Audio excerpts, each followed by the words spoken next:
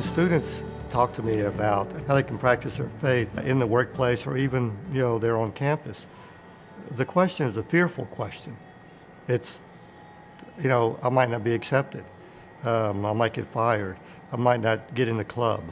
I might not be able to sit with those people in D Hall. It's a fearful question. There's pride as well, and fear is in that issue of, how do you manage your faith in the workplace? The question is, who do you want to be in the workplace? Who do you want to be on campus? Do you want to be something different than what you say you are? The question is, no, I want to be true to my faith, I want to be true to who I am.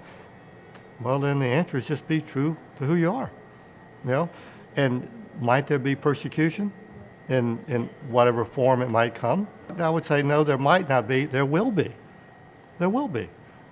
I mean, Scripture is really clear on that. I mean, we have the persecuted church everywhere.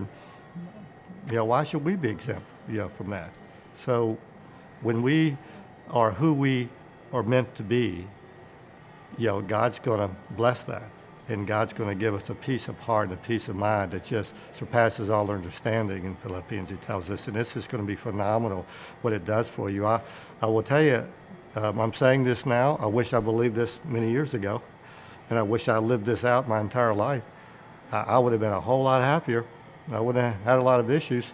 I've been very fortunate to be in a work setting where I could, in the past, I could live that out a little bit. And that was good. That's probably not the case, today. It's true in a lot of places. It's getting more and more difficult to live out, your faith without repercussion. But, I think you still are called to do that. I don't think you're called to beat people over the head with the Bible.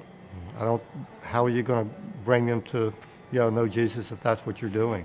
I think you're called to be loving and caring and, and faithful in all that you do. And people see it, they know it. They'll start to ask you questions, and then you have a good chance you can answer. Really, that's all you're trying to do, create questions. I know in my office, I have things sitting around the office that if you come in any particular time, it's going to be kind of hard, not to see Jesus somewhere in my office. I don't come in and go, hey, read this, hey, read that. They see stuff and they go, what is that? Why is that? I get questions sometimes. That makes it quite simple, to do. And it's really, it's a matter of, are you happy with who you are? Are you happy living in Jesus? Or do you want to live in some other outer body experience and then come back into Jesus some other time? Won't be happy with that.